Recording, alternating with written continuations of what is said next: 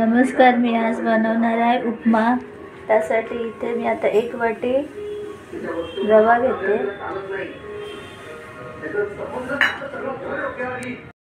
आता गॅसवर मी कढई ठेवते। आता पहिल्यांदा मी रवा भाजून घेते।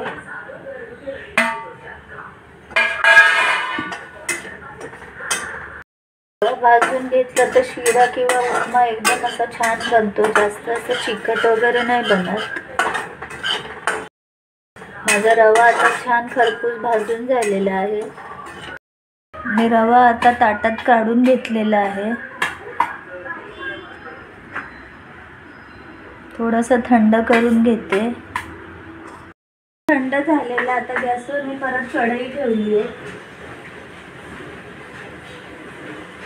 तेल टाकते।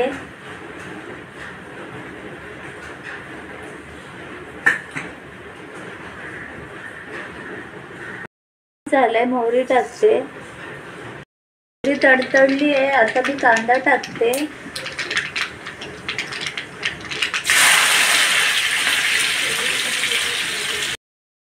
चार 5 कढीपत्त्याची पानं टाकते।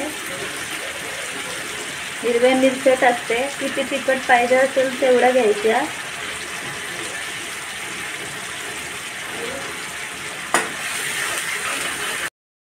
आता मी टोमॅटो टाकते। बारीक चिरलेली कोथिंबीर टाकते।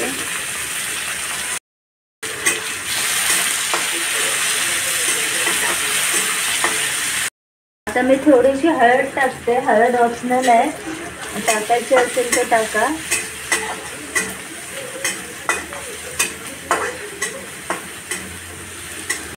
टोमॅटो नरम झालेला आहे, आता मी पाणी टाकते। मी 1 वाटी रवा घेतलेला, आता एवढं 3 वाटी पाणी घेते मी। चवीनुसार मीठ टाकते। 1 चमचा मीठ घेतलंय मी। गॅस फास्ट करून अशी छान अशी मोठी उकळी येऊन द्यायची। उकळले, आता गॅस मी एकदम स्लो करते।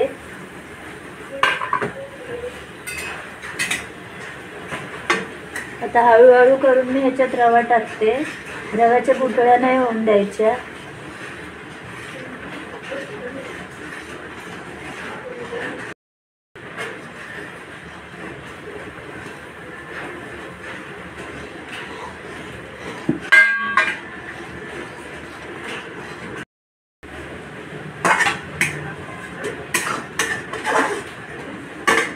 गॅस मी एकदम स्लो करून आता झाकून शिजवून घेते।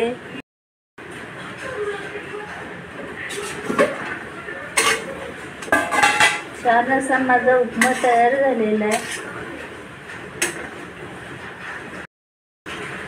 उपमा छान असं आलटून पलटून घेते व्यवस्थित।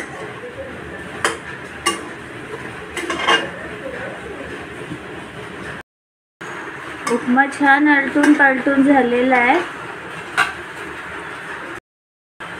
आता मी वरून थोडीशी परत कोथिंबीर टाकते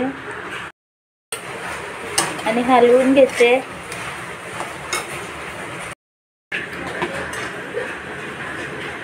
उपमा मी प्लेटमध्ये काढून घेते।